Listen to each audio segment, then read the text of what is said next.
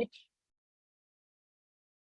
has been conceptualized as a time of profound crisis and indeed profound decline.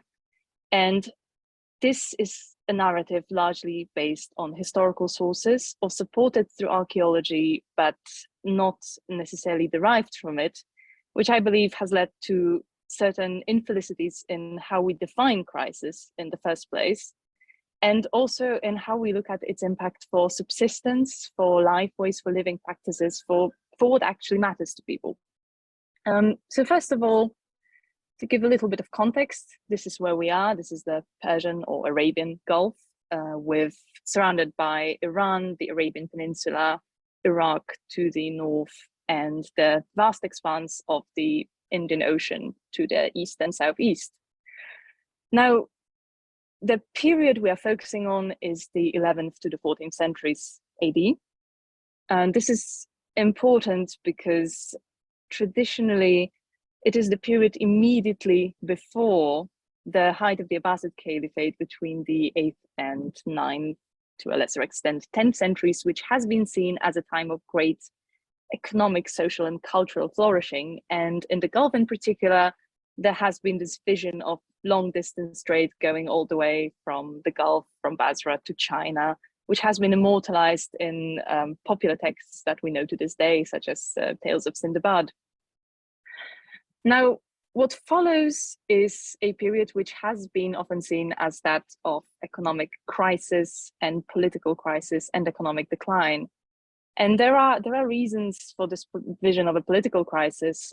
So as I said, the Abbasid Caliphate declines following the 9th and 10th centuries. There is a lot of political fragmentation. In the Gulf, there are more localized developments as well, such as the Dalmatian revolts in Eastern Arabia, the Zand revolt in Basra, very localized events such as an earthquake at Saraf, which is an important port in the period as well. However, narratives of commercial decline in the Gulf, at least as they are used in archaeology, really date back to a seminal article published by Jean Sauvaget in 1948. And this article was critiqued on historical and on linguistic grounds, yet I often see it cited without any reference to these criticisms. So what Sauvaget did is, first of all, he summoned this general political context of crisis and argued that it precipitated economic decline in the region. But the crux of his article was actually a very fine linguistic point, which was that in a particular 15th century navigational source, Ahmad ibn Majid's nautical manual, the references that Ibn Majid cited, which most of them are lost now, but which dated to the Middle Islamic period, so again, 11th, 14th centuries, should actually be redated to the early Islamic period. And he based that on one word, on the use of tarikh instead of sana, for year. This was criticized and problematized by Mikhail Shumovsky in a subsequent article in the 50s. The problem was that, as far as I know, this article was never translated from Russian. I only was able to read it because my mother, who is Polish, very kindly translated it for me. So Sauvaget gets cited extensively without really reference to the actual quality of argument. Later on, archaeological data also seemed to confirm this narrative of decline. In particular, David Whitehouse's surveys of the Iranian side of the Gulf, published in 1973 and consulted by many researchers since. He used ceramic data to suggest sparse occupation between the 11th to 14th centuries in the Gulf. This was later, to some extent, reassessed to 11th, 13th centuries, but the crux of the argument stayed the same. And I believe the reason this narrative has been so sticky is because it just tallies up with the political context so well. There is political crisis, there is fragmentation. Perhaps then there is also economic decline and this general period of upheaval and overall unhappiness. So there are two issues here at stake. First of all, is this decline even real? And is this political crisis really causing economic crises? But second of all, what even is decline and what is a crisis and how are they meaningful? What does it mean for people, their lives and livelihoods, and what are the consequences? And this is really what this paper will be about. So first of all, to establish was the decline. As I said, the original narrative is based on one linguistic point and on political history, but also on archaeological evidence, on survey evidence, which I found more compelling. So what I did is I collated a database of sites which are occupied from the middle, from the early to the late Islamic period in the Persian Gulf, and looked century by century at how the graph of occupation looks like. And I came up with something like this, very simple. It does indeed show a certain decline between the 10th and 11th centuries, but it's not particularly pronounced. Really, the strongest trend we get is the growing number of sites between the 8th and 9th century, that's a completely separate issue. If we look at it against similar graphs related to other parts of the Western Indian Ocean, East Africa, the Red Sea, which were entangled in the same economic network, they actually look quite similar. East Africa, not so much, but certainly the Red Sea, which is meant to be picking up all this commercial traffic from the Gulf, it's not that different. The upticks and the declines in the number of sites are quite small. More pertinently, though, the very quality of the evidence needed to be reassessed, because as I was collating this database, I have realized that the quality of dating evidence varied enormously, as is usually the case. So what I did is I divided these sites into 4 categories, A to D. Sites in category A had dates established through a comprehensive study of a stratified pottery assemblage, preferably in conjunction with scientific dating, mostly C14 for this period, and historical evidence if possible. Sites in category B were similar to A, but either were not published to a comparable standard, or the excavators have expressed reservations, or they had more limited dating evidence, but it was still quite varied. In category C, I put sites which were dated through limited survey evidence, so things like the presence of absence or maybe 1 or 2 classes of pottery, or alternatively through multiple solid historical sources. And then D was a category with sites that were dated through very limited survey evidence or very limited historical references. I've put them on the map, and I apologize because the map isn't of particularly good quality, but I hope you can see. So it goes from sort of the darkest as the strongest to the lightest as the weakest. And I hope you can see that, especially on the Iranian side, which is the site that was surveyed earlier and consequently gets repeated in archaeological articles more, the pale colors predominate. There really isn't that much good dating evidence at all. And this is not particularly surprising because, as anyone who has ever worked in the Near East or Middle East will know, Islamic sites have not been of particular interest to many excavators until relatively recently, at least when compared to ancient sites. And if we look at site distribution and compare, let's say, the 9th, 10th to the 13th, 14th centuries, we do get something like this. And again, this map is not about the quantity so much as it is about the fact that really it doesn't look like a massive episode of depopulation in terms of towns and ports. It's more a shift from the north of the Gulf to the south of the Gulf, but certain parts of the region, in Oman in particular, actually seem to have more sites occupied between the 13th, 14th centuries. So it does not seem to be a particularly pan-Gulf trend of decreasing amount of sites.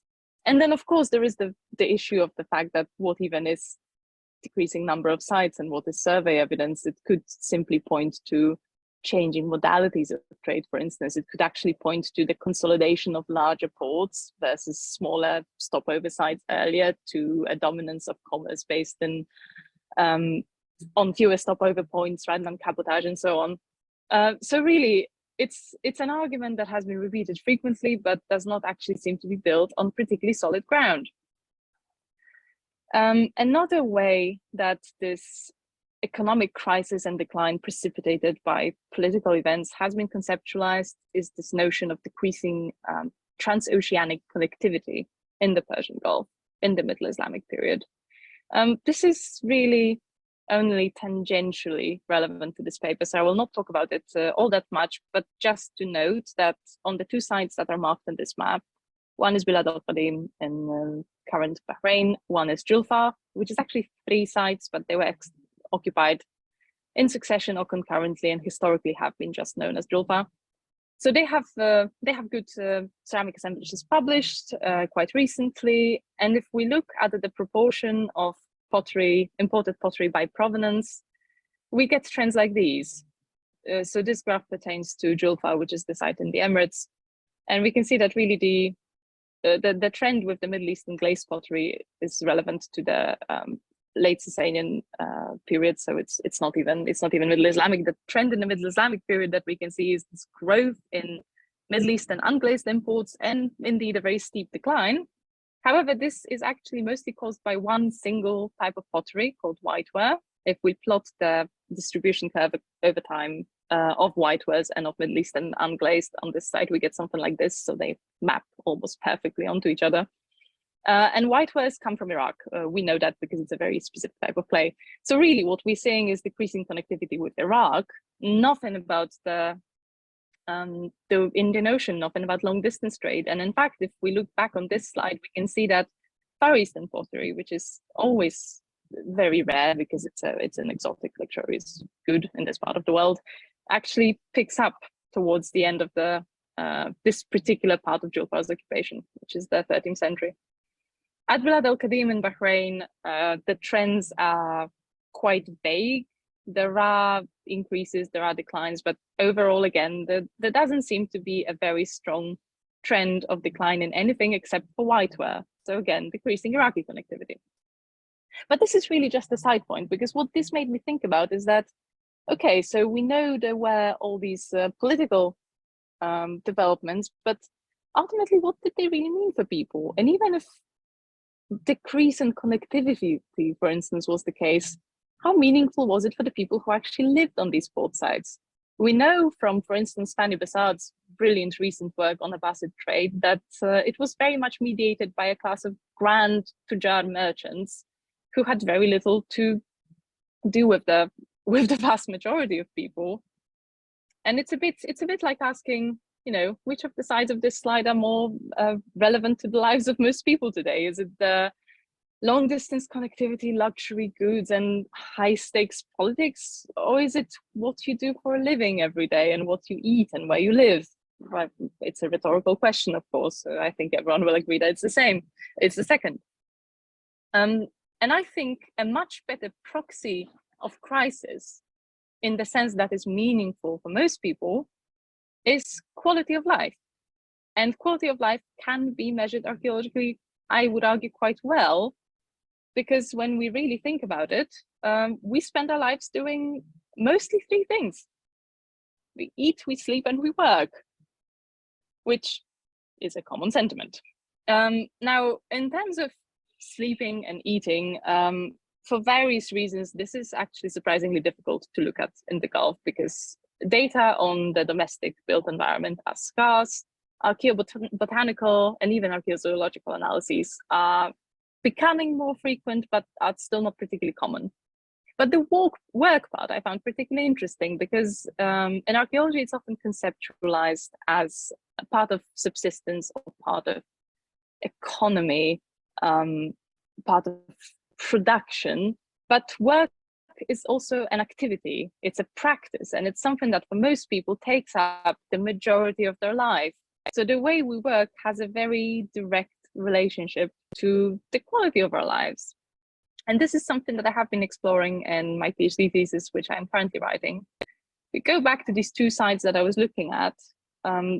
There is evidence for quite a profound change in how people have lived. Oh, sorry, I see I'm running out of time. So I will just say that there is evidence for profound change in how people actually work. On one of these sites, agricultural production picks up.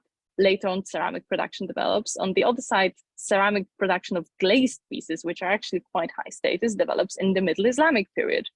So these sites also grow. Markers of elevated status for individuals, such as a governor's palace on one of them, a fortlet on the other, are disused, but at the same time, more people seem to move into these sites and actually do things. And in my PhD research, I have seen that trend across the West Indian Ocean, from ivory production in Sindh to dried fish and alum in Yemen to printed cotton textiles in India. So really, this time of political crisis, in terms of how most people experienced it, was probably a time of showcasing the resilience, responding to a crisis in a way that precipitated the growth of a productive, possibly even more middle-class society, that ultimately was less dependent on those great tides of history. And this shows up later as trade picks up again and it's organized in a very different way, arguably more egalitarian, but that's not something I have time to talk about today. Thank you.